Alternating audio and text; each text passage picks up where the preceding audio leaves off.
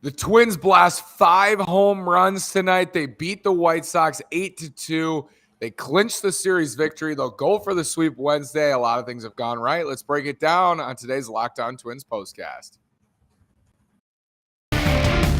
You are Locked On Twins postcast, part of Locked On Sports Minnesota, your team every day.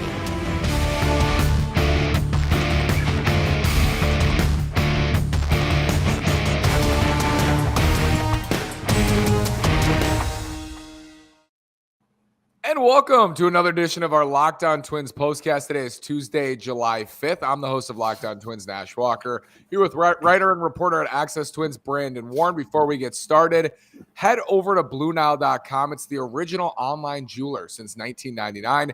They've helped millions of couples create their perfect engagement ring. Go to BlueNile.com. BlueNile.com can deliver overnight. Every order is insured and arrives in discreet packaging that won't give away what's inside. Make your moment sparkle. Use promo code Locked On. That's code Locked On at BlueNile.com. So, Brandon, what a couple of days for the Twins in the American League Central. They get a really nice extra innings win Monday, and then they come out here and hit 5 home runs against the Sox and drown them in game 2. There's just so many good things you can say about the Twins right now. 10 games over 500, 4.5 up in the division. Only team in the Central with a positive run differential. And they just seem to be getting it done in different ways every single night. Josh Winder was very, very good. We saw Dylan Bundy be very good last night, too. Some controversy overtaking him out early. Maybe we can get to that. But they won it with great defense last night. They won it with some absolute bombs tonight. And honestly, they made Michael Kopech look fairly pedestrian, fairly human in this one. And the bullpen answered the call. I mean, it was as usual, a cast of characters that you might not expect, but all 4 of them combined to shut the White Sox down. So just a great all-around team effort, and they've really been cooking of late. Yeah, Josh Winder, the overall line looks good tonight. I thought early on he was finding his spots, especially in that first inning, but this is a White Sox lineup that likes to chase. How did you feel about pulling Winder after 5, Brandon, after he got into some trouble in the 5th and they sent Thielbar out for the 6th?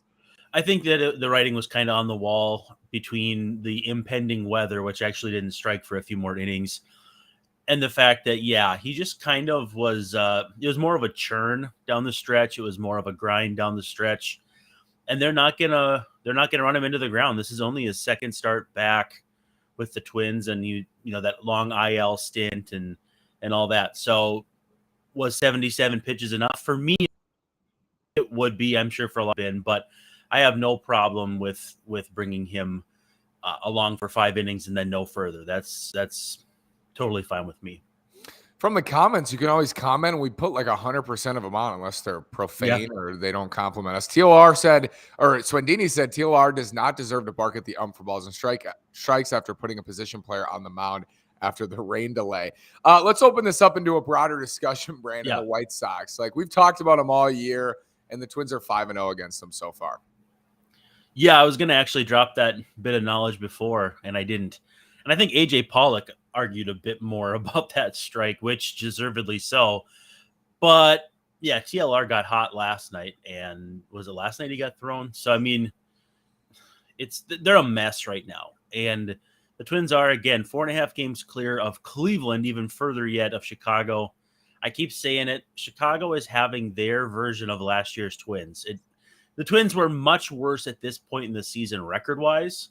If you were to ask me how many wins the losses the Twins had when they had 47 wins, and so, the White Sox are not that badly off.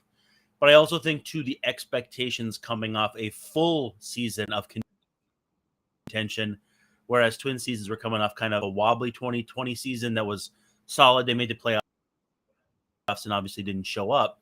I just think pound buck for buck, this White Sox team is every year's Twins team, and I'm ready to be fried for that take, but I believe it wholeheartedly. And then Swendini says, I'm going to be extremely frustrated if the Twins option Miranda over Sano. Miranda deserves to stay. Let's talk about this, Brandon. So Sano is on a rehab assignment in the FCL for the FCL Twins, and Miranda hits another home run tonight. He's been exceptional. What's your view of this situation?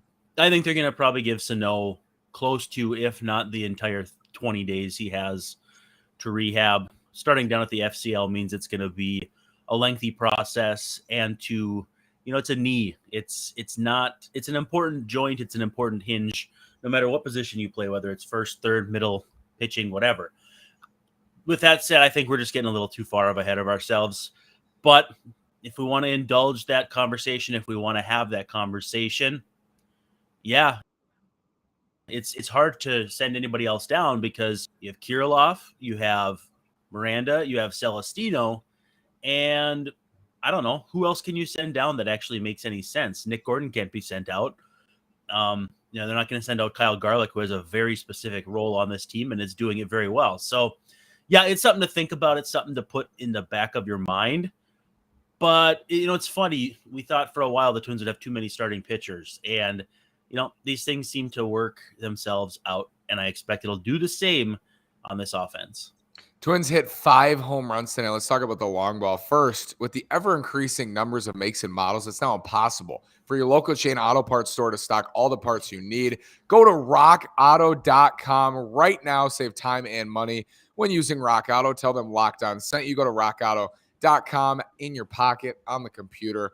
Again, that's Rock Auto. Save time and money. Rock Auto is a family business serving do-it-yourselfers for over 20 years. So 5 home runs for the Twins tonight, Brandon. I felt like at times this year, compared to recent Twins teams, they haven't hit enough home runs. Pulling the ball in the air, especially with runners on, was something I noticed with this offense. And, tonight they did it. They pulled the ball in the air with runners on, and Alex Kirilloff, I guess, pushed the ball. Yeah. And if you could forgive Twins fans if they felt after the first inning tonight, leaving the bases loaded or loading the bases and not scoring for the second straight night, like it might be, as some folks say, one of those nights. But to their credit, they really did take better swings, better plate appearances as the night went on. And in some respects, they did that last night as well. But Johnny Cueto was a very lot of tools in his toolbox on the pitcher's mound. He's not going to throw 95, so he's got to do a little bit of this and a little bit of that. I want to ask you, though, which home run did you find the most impressive? Because I thought Miranda's had that majestic. There's something to me about a hanging breaking ball hit 400 feet to left field that is just so aesthetically pleasing. I love when lefties go oppo. I love Jock Jones from way back. He used to do that all the time. But for me, the Jose Miranda home run was like the creme de la creme. Yeah, I agree. I also think Polo pulling that ball up and away for a homer to right. We've seen him do that at Guaranteed Lame Field a lot. But yes, Jose Miranda, that home run, especially because he got a slider on that first pitch, then gets another one, weighted back nicely and drove it out to left field. He's been awesome. And Polanco homering off Jorge Lopez the other day too. He's shown the ability to hit pitches where he extends his arms a little bit, gets out there, and can turn around velocity. So he's looking really good lately. Got the slugging percentage back up over 400. That's kind of what he needs to do for that slash line to look a little better. It's always hard to feel like a guy's having a good season when they're slugging under 400, but that's just my cross to bear. But yeah, love what I've seen from him lately, and good too to see Kepler show a little life. He'd been in kind of a mini funk there. So all good signs so far, I would say. Yeah, how about Kirilloff? I mean, his swing is so interesting. He does pull out, but he still finds a way to go to the opposite field. It is just such a pretty swing, Brandon. He has 2 home runs tonight. Was incredible. 3 hits, and he too starting to get that slash line right in order, which deserves to be pointed out because of how poorly he played to start the season. And I think too, the biggest issue would have been the wrist. I mean, obviously we know a lot about the wrist and what it was preventing him from doing. And I think we can see that he is maybe not perfectly healthy, but awfully close to it. And, he looks pretty good defensively and left, making the plays he needs to make, whatever. But with the bat, I mean, he's got that half bat, will travel attitude. And right now he's crushing the baseball.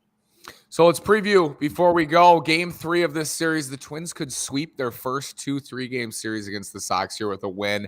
They got Joe Ryan going to the mound against Lance Lynn. What do you think, Brandon? What do you expect in the series finale? Should be a good battle. I mean, and 2, the Twins could sweep without using Sonny Gray. I mean, that's impressive. Who would have thought? I mean, we thought coming into the series it was going to be Bundy, Archer, and Ryan, and you think, you take 2 or 3, got a good chance, and that still might be the case. But then you're still set up for Sonny to start in, Texas coming up here. So you got to like your chances when Ryan's on the mound. We'll see how Lance Lynn looks. I think he's been a little bit wobbly, obviously starting his season late in terms of injury. But, it'd be kind of fun to see the Twins bomb Lance Lynn a little bit, get that burly righty a little bit upset, because I think Twins fans have a lot of unfinished business with him from 2018. Yeah, Lance came off the injured list, looked brutal in Detroit, and then had a really nice start in San Francisco. And, the Twins, they hit fastballs too. Michael Kopech tonight, and you look at Kopech over the last 5 or 6 starts, has not been very good because his velo is down, and the Twins jumped on him tonight. So credit to the Twins offense, credit to Josh Winder. And Dick said too, 4 home runs off Kopech. He'd only allowed 5 all season. So wow, again, very not very at impressive. home, not at home either. So Right. very impressive from the Twins offense. We've seen them do it at different points this year, but it's great to see them do it against the Chicago White Sox there. So Brandon, thank you so much. Thanks for joining me today. We'll be back for the series finale. I know we got some questions. I apologize. We can't get to all of them today. Sorry. But come back, like, comment, subscribe on YouTube.